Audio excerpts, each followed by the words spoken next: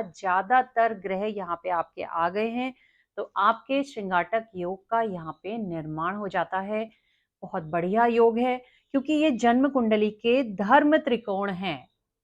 धर्म से वो जातक जुड़ जाता है, भाग्य से वो जातक जुड़ जाता है, पढ़ाई से वो जातक जुड़ जाता है, ज्ञान से जुड़ जाता है। तो ऐसे जातक के जीवन में नमस्कार, astrology I of the Vedas में आपका स्वागत है। ज्योतिष शास्त्र का एक बहुत ही ज्यादा ज्ञानवर्धक विषय है नभस योग।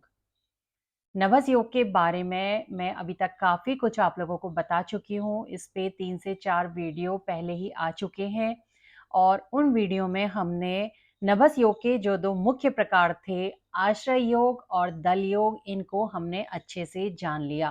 कैसे इन योगों का निर्माण होता है, ये योग अपने फल किस तरीके से देते हैं, ये सब कुछ हम जान चुके हैं। नभस योग का जो तीसरा प्रकार है वो है आकृति योग। आकृति योग 20 तरीके के होते हैं, बहुत ज्यादा होते हैं, लेकिन ये भी बहुत ही इंटरेस्टिंग योग हैं। इसमें ग्रह बहुत ही अलग अलग तरीके से जन्म कुंडली के अंदर आकृतियों को बनाते हैं। कुछ आकृतियां बहुत ज्यादा शुभ होती हैं और शुभ फलों का निर्माण करती हैं, वहीं कुछ आकृतियां अशुभ आकृतियों का निर्माण कर देती हैं, जिसके हमें अशुभ फल प्राप्त होते हैं। तो आकृति योग में भी हमने लगभग 6 तरीके के आकृति योग जान लिए थे। गदा योग, समखा, बवरूक, ध्वजा योग, वज्र योग, शकट योग, कमल योग, यव योग, इस तरीके से 6 तरीके के हमने योगों को जान लिया था। अब ये 20 तरीके के होते हैं, बहुत ज्यादा है, तो बाकी के जो आकृति योग है उनको हम आज की वीडियो में जानेंगे। अगर आपने नभस योग के जो पुराने वीडियो हैं नहीं देखे हैं, तो उस सभी के जो लिंक हैं वो डिस्क्रिप्शन बॉक्स में दे दिए गए हैं। तो आज हम आगे के आकृति योगों को जानेंगे, जो बहुत ज्यादा इंटरेस्टिंग है। हो सकता है इनमें से कोई ना कोई योग आप लोगों की जन्म पत्री में भी अवश्य बनता होगा, क्योंकि नवस योग 32 तरीके के होते हैं, तो ऐसा हो ही नहीं सकता कि जातक की पत्री में इनमें से कोई भी योग ना बने। अब आप देखिएगा, जब आप जन्म पत्रियों को देखते हैं, जैसे अगर आपको ज्योतिष का शौक है तो आपने कई जन्म पत्रियां देखी होंगी। तो कई जन्म पत्रियां ऐसी होती हैं जिनमें आप देखते हैं कि उस कुंडली के केंद्र भाव, यानी कि 1, 4, 7, 10, इन भावों में कोई भी ग्रह नहीं होता है। और वहां पे हमारे समक्ष एक प्रश्न उपस्थित होता है कि अब ये कुंडली किस तरीके का फल देगी, यहाँ पे ग्रह कैसा फल देंगे, क्या इस जातक को शुभ फल मिलेंगे या अशुभ फल मिलेंगे। तो इस योग का भी जो पूरा वर्णन है वो नभस योगों में दिया गया है। जब केंद्रों में कोई भी ग्रह नहीं होता है तो इससे भी एक योग का निर्माण होता है। तो चलिए उस योग को अब हम बोर्ड पे जानते हैं। अगला हमारा जो योग है वो है आकृति योग, वापी योग। जी हाँ, मैंने अभी आपको बताया था कि कई जन्म पत्रियां ऐसी दिखती हैं जिनमें केंद्र भावों में कोई भी ग्रह नहीं होता है। तो ऐसे योग को हम वापी योग कहते हैं। जब भी आप देखते हैं कि कोई भी जन्म पत्री आपको मिली है, उसमें आप देखते हैं कि 1 इसमें कोई ग्रह नहीं है, 4 इसमें भी कोई ग्रह नहीं है, इसमें भी कोई ग्रह नहीं है और इसमें भी कोई ग्रह नहीं है। कहने का मतलब है कि चारों केंद्र भाव बिल्कुल खाली होने चाहिए और जो 9 ग्रह होते हैं हमारे, वो बाकी के भावों में अगर स्थित हो तो वहां पर वापी योग का निर्माण हो जाता है। अब देखिए, ज्योतिष में एक रूल है कि जो ग्रह केंद्र और त्रिकोणों में स्थित होते हैं वो बहुत बली हो जाते हैं, ये हम सभी लोग जानते हैं। तो क्या ऐसे में जब केंद्र भावों में कोई भी ग्रह नहीं है तो क्या वो जन्म पत्री कोई अच्छे फल नहीं देगी? जी नहीं, ऐसा नहीं होता है। पहले हम यहाँ पे वापी का अर्थ समझते हैं। वापी का अगर आप अर्थ देखें तो इसका अर्थ होता है एक ऐसा आयताकार तालाब जिस तक पहुंचने के लिए चारों ओर से सीढ़ियां होती हैं। इसको हम बावड़ी भी कह सकते हैं, बीच में जल का संचय किया जाता है, तो उसको वापी कहा जाता है। तो बिल्कुल ये जो क्वालिटी है ये उस जातक के अंदर भी आ जाती है। वो जातक जीवन में संचय करने में ही अपना अधिकांश समय व्यतीत कर देता है, और संचय भी धन का संचय। ऐसे जो जातक होते हैं, वापी योग वाले जातक होते हैं, जीवन का अधिकांश समय धन का संचय करने में ही लगे रहते हैं। उनके मन में ये चीज़ होती है जितना भी मिले उतना कम है, और धन आए, ये उनके मन में हमेशा लालसा बनी रहती है। धन की कामना तो सभी लोग करते हैं, लेकिन इनकी ये कामना कभी खत्म नहीं होती है, बहुत ज़्यादा संचय करते हैं। और सबसे बड़ी चीज़ है, संचय करने के साथ-साथ ये लोग कृपण भी होते हैं, जिसे आप कंजूस कह सकते हैं। पैसे को बहुत मुश्किल से आप इनसे खर्च ही नहीं करवा सकते हो। इस तरह की टेंडेंसी इनमें डेवलप हो जाती है। बिल्कुल जो वापी के जो गुण होते हैं, वो उस व्यक्ति के अंदर आ जाते हैं। इसके साथ ही ये ऐसे जो जातक होते हैं, इसके बारे में शास्त्रों में कहा गया है कि ऐसे जातक दीर्घायु भी होते हैं ज़्यादातर। ज़्यादातर ये जातक दीर्घायु होते हैं, एक अच्छी आयु वाले होते हैं। और आप इनसे अगर बातचीत करेंगे तो बोलने में भी आपसे काफ़ी अच्छे से बोलेंगे, व्यवहार में कोई कमी इनके नहीं होती है। लेकिन अच्छा योग भी है ये, इसके साथ ही इसमें थोड़ी-सी दिक्कत ये है कि ऐसे जातकों के जीवन में सुख की कमी हो जाती है। आप कह सकते हैं कि थोड़े सुख वाले ऐसे जातक होते हैं। क्योंकि वो ज़्यादातर समय बहुत ज़्यादा मटेरियलिस्टिक हो जाते हैं। तो इन चीज़ों में जब जातक ज़्यादा लगता है तो वैसे भी जीवन में सुख की कमी हो जाती है, क्योंकि घर को समय नहीं दे पाते हैं तो परिवार का सुख नहीं मिलता है और अपनी ज़िंदगी भी जो है वो मशीन के समान बन जाती है। तो जीवन में सुख की बहुत कमी हो जाती है। अगर किसी की जन्म पत्री में ऐसा योग बनता है, उसको पहले से पता है कि मैं वापी योग अपने साथ लेकर के आया हूँ, तो उन लोगों को खास तौर पे ध्यान रखना चाहिए कि धन संचय के अलावा भी जीवन में और भी काफ़ी चीज़ें हैं। तो अपने सुख को प्राप्त करने की ओर भी उनको प्रयास में रहना चाहिए। इसके अलावा पराशर जी ये कहते हैं कि जो ऐसे जातक होते हैं वो बहुत चतुर होते हैं, धन संग्रह करने में बहुत चतुर होते हैं। धन तो सभी कमाते हैं, लेकिन ये काफ़ी चतुरता के साथ धन को कमा लेते हैं। ये एक गुण है इनके अंदर।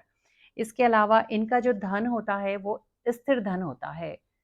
ऐसा नहीं है कि धन की बहुत बर्बादी हो रही है। जब तक ऐसे कॉम्बिनेशन पत्री में ना आए, ज़्यादातर इनका धन जो है वो सुरक्षित रहता है।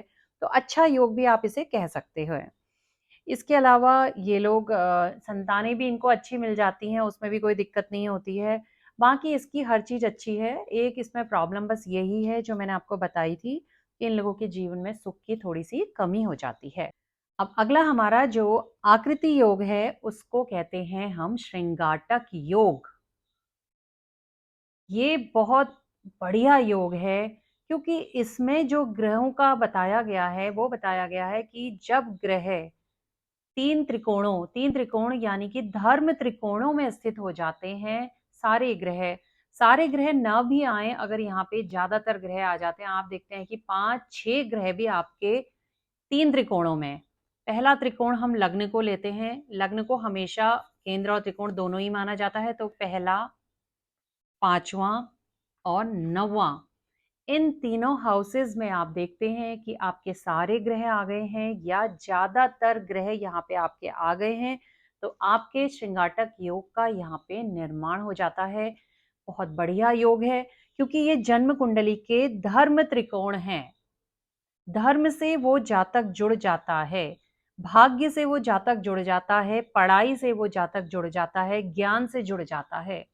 तो ऐसे जातक के जीवन में वैसे भी बहुत ज़्यादा खुशियाँ आती हैं, क्योंकि भाग्य भाव से भी काफ़ी ग्रहों का संबंध यहाँ पे बन जाता है, लग्न से बन जाता है। तो जातक बहुत अच्छी पर्सनैलिटी का होता है, एक अच्छा उसका रुतबा होता है। आप देखिएगा, अगर किसी की जन्म पत्री में ये योग बनता है तो मुझे कमेंट करके आप ज़रूर बताइएगा। और इसके जो फल दिए गए हैं शास्त्रीय ग्रंथों में, वो दिए गए हैं कि ऐसा जो जातक होता है वो काफ़ी धनवान होता है। उसकी जो पत्नी होती है वो भी काफ़ी अच्छी होती है, गुणों से युक्त होती है। इन लोगों की जो पत्नी होती है, इस योग वालों की, वो काफ़ी अच्छी होती है। और लेकिन कई बार क्या होता है, पत्नी अच्छी होने के साथ-साथ इस योग का एक आप कह सकते हैं एक नेगेटिव फल, ये कई बार स्त्रियों से इनकी बनती कम है। स्त्री द्वेषी ऐसे में इनको कहा जा सकता है। वो चाहे अपनी माँ हो, चाहे पत्नी हो या कोई और हो रिश्ते नाते में, तो कई बार ऐसी चीज़ें इनके उसमें आ जाती हैं इस योग में। और लंबे समय तक ये सुखों को भोगते हैं, बहुत जीवन में इन्हें सुख की प्राप्ति होती है, इन्हें अच्छी अच्छी इनको वाइफ मिलती है, इनकी संतानें भी अच्छी होती हैं और खुद भी इनका एक अच्छा व्यक्तित्व होता है। अगर ये ग्रह यहाँ पे स्थित हैं और एक अच्छी स्थिति में हैं, अच्छी अवस्था में हैं, मित्र राशि में आ गए हैं, स्वराशि में, उच्च राशि में आ गए हैं, जैसे मान लिया जाए यहाँ पे मंगल आ गया है, मंगल उच्च का हो गया है, यहाँ पे स्वराशि का हो गया है, तो ऐसे में ये योग और अच्छा हो जाता है। तो कोई भी योग अगर आप देखते हैं तो उसमें आप ग्रहों की अवस्था को ज़रूर नोट करा करें। उससे ग्रहों में बहुत ज़्यादा भिन्नता आ जाती है, क्योंकि फलों में सॉरी, क्योंकि कई लोगों की जन्म पत्री में ये योग बनेगा तो वहाँ पे ग्रह नीच का भी हो जाएगा या शत्रु राशि में भी आ जाएगा, तो वहाँ पे फल थोड़े डिफरेंट हो जाएँगे, यानी कि कम मात्रा में मिलेंगे। कहीं पे अगर ये 3 भावों में ग्रह स्थित हैं तो वो उच्च के और स्वराशि के हो जाएँगे। तो ऐसे में जो फल हैं वो काफ़ी ज़्यादा मिलेंगे, अच्छी मात्रा में मिलेंगे, तो ये बैलेंस आप खुद ही कर लीजिए। इसके बाद हमारा जो अगला योग है उसका नाम है हल योग। ये जो हल योग होता है ये 3 तरीके से बनता है। अगर आप देखते हैं किसी जन्मपत्री में सारे के सारे ग्रह दूसरे, छठे और 10वें भाव में स्थित हो गए हैं, यानी कि अर्थ त्रिकोणों में सारे ग्रह आ गए हैं या ज्यादातर ग्रह आपके आ गए हैं, तो वहां पे हल योग के पहले प्रकार का निर्माण हो जाता है। क्योंकि हल योग 3 प्रकार से बनता है, तो पहला प्रकार है उसका जन्म कुंडली के ग्रहों का अर्थ त्रिकोणों में स्थित होना। ज्यादा से ज्यादा ग्रह होंगे वो यहाँ पे आ जाएंगे। तो ये योग आप अच्छा भी कह सकते हैं, बुरा भी कह सकते हैं। शास्त्रीय ग्रंथों में इसके मिक्स रिजल्ट दिए गए हैं। वहां पे ये कहा गया है कि ऐसा जातक निर्धन होता है, लेकिन ये हमेशा नहीं होता है। इसको मैं आपको अच्छे से पूरा एक्सप्लेन करती हूँ। अर्थ त्रिकोणों में ज्यादा से ज्यादा ग्रह अगर जुड़ जाएंगे तो जातक के जीवन में धन तो आएगा ही आएगा, इसमें कोई शक नहीं है, क्योंकि ये अर्थ त्रिकोण हैं। जातक जो अपने जीवन में कई तरह के कर्म, कई तरह के उसको जो अर्निंग का जरिया है वो कई स्रोतों से हो सकता है, क्योंकि द्वितीय भाव में काफी ग्रह होंगे। लेकिन अगर ये ग्रह आप देखते हैं कि अवस्था से निर्बली हो रहे हैं, ये ग्रह यहाँ पे वक्री हो गए हैं, शत्रु राशि में, नीच राशि में आ गए हैं, तो वो जो धन कमाया है उस धन की हानि भी हो जाती है। इसीलिए इस योग का एक फल निर्धन होना बताया है। फिर जातक के जीवन में अगर ग्रह यहाँ पर है, यहाँ पे ग्रह बहुत खराब अवस्था में आ रहे हैं, तो जीवन में संघर्ष बढ़ जाता है, बहुत ज्यादा करियर में बहुत ज्यादा अवरोध आते हैं, धन की हानि होती है, तब ऐसे योग बन जाते हैं। और अगर ग्रह अवस्था से बली होंगे तो ये योग बहुत अच्छे फल भी दे देता है। इसके बाद हल योग का दूसरा प्रकार है जब जन्म कुंडली के ज्यादा से ज्यादा ग्रह काम त्रिकोण, तीसरा, सातवां डबल टिक कर दिए हैं और 11वें भाव से ज्यादातर ग्रहों का संबंध जुड़ जाता है, तो वहां पर हल योग के दूसरे प्रकार का निर्माण हो जाता है। क्योंकि ये काम त्रिकोण कहलाते हैं, तो ऐसे में ऐसे जातक की डिजायर लाइफ में बहुत ज्यादा बढ़ जाती है। अगर लग्नेश इस भाव में आ गया तो ऐसे ज्यादा बहुत ज्यादा एम्बिशियस हो जाएंगे, उनकी महत्वाकांक्षा जीवन में कभी खत्म नहीं होती है। और ऐसे अगर यहाँ पे शुभ ग्रह अगर आ जाते हैं ऐसे में, तो जातक के जीवन में विवाह के प्रति बहुत बहुत अर्ली एज से ही उसका विवाह की ओर झुकाव हो जाता है या स्त्रियों की ओर झुकाव हो जाता है, क्योंकि डिजायर के हाउस हैं ये। तो यहाँ पे थोड़ा सा ध्यान देने की जरूरत है। अगर ग्रह यहाँ पे अच्छी अवस्था में होंगे तो ना केवल अच्छा वैवाहिक जीवन दे देंगे, अच्छा जीवन साथी दे देंगे, और जातक काफी मेहनती भी हो जाता है कई बार, और उसको जीवन में प्राप्ति ज्यादा होती है। तो ये भी आपने ग्रहों की अवस्थाओं को यहाँ पे देखना है। अब हल योग का जो हमारा तीसरा प्रकार है वो है जब जन्म कुंडली के सारे ग्रह या ज्यादातर ग्रह मोक्ष त्रिकोण, चौथे, 3 टिक कर दिए हैं, 8वें और 12वें भाव में आ जाते हैं, यानी कि मोक्ष त्रिकोणों में आ जाते हैं, तो वहां पे हल योग के तीसरे प्रकार का निर्माण हो जाता है।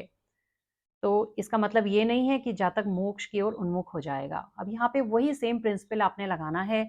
अगर ग्रह अच्छी अवस्था में आ गए तब तो जीवन में सुख की प्राप्ति होगी हर तरीके से। जो 4th हाउस के सारे रिजल्ट हैं वो बहुत अच्छे मिलेंगे, 8th हाउस के रिजल्ट भी अच्छे मिलेंगे। जीवन में जो जो दिक्कतें हैं, जो परेशानियां हैं, बाधाएं आती हैं वो कम हो जाएंगी, जीवन में खर्चे कम होंगे, अगर यहाँ पे ग्रह अच्छी स्थिति में है तो जातक साधना की ओर भी उन्मुख हो जाता है। उसमें हालाँकि और योग भी होने चाहिए, लेकिन जातक एक अच्छा जीवन जीता है। फिर ऐसा नहीं होगा कि चौथे, 8वें, 12वें में गए हैं तो कुंडली में खराब होगा। लेकिन अगर यही ग्रह आपके अवस्था से निर्बली हो रहे हैं, मैलेफिक इन्फ्लुएंस आना और ग्रहों का निर्बली होकर के अशुभ प्रभाव आना एक अलग चीज है। अगर यहाँ पे अशुभ ग्रह आ रहे हैं और बिल्कुल निर्बली अवस्था में आ रहे हैं तो सारे रिजल्ट 8th हाउस के बिगड़ जाएंगे, बहुत बाधाएं आएंगी, हर्डल्स आएंगे, मानसिक तनाव होगा, जीवन में कोई सुख नहीं होगा। इसके अलावा जीवन में खर्चे ही खर्चे होंगे। हो सकता है कई बार जातक का हॉस्पिटल से ही संबंध जुड़ जाता है, बहुत लंबा इलाज उसका चल जाता है। कई बार जन्म कुंडली में खराब योग अगर होते हैं तो जातक ऐसे में जेल भी चले जाता है। तो ये निर्भर करता है सारी चीजें कि उन ग्रहों की अवस्था कैसी है। तो अभी आपने आकृति योगों के बारे में जाना। अभी भी कुछ आकृति योग हैं जो बचे हुए हैं, जिनको हम आगे के वीडियो में कवर कर लेंगे। अगर आप ज्योतिष की ज्योतिष का कोई ऐसा विषय है जिसके बारे में आप जानना चाहते हैं, आपको बहुत ज़्यादा उसमें आगे जानकारी चाहिए, तो आप मुझे कमेंट करके बता सकते हैं। मैं पूरी कोशिश करूँगी कि मैं उस सब्जेक्ट पे भी एक वीडियो बनाऊँ जिससे हम सभी का ज्ञान वर्धन हो सके। तो आज का वीडियो आपको कैसा लगा ये भी मुझे कमेंट करके ज़रूर बताइएगा। वीडियो अगर आपको पसंद आता है तो वीडियो को लाइक कीजिएगा, शेयर कीजिएगा, चैनल को सब्सक्राइब कर लीजिएगा, साथ में बेल आइकन को प्रेस ज़रूर कर लीजिएगा। धन्यवाद।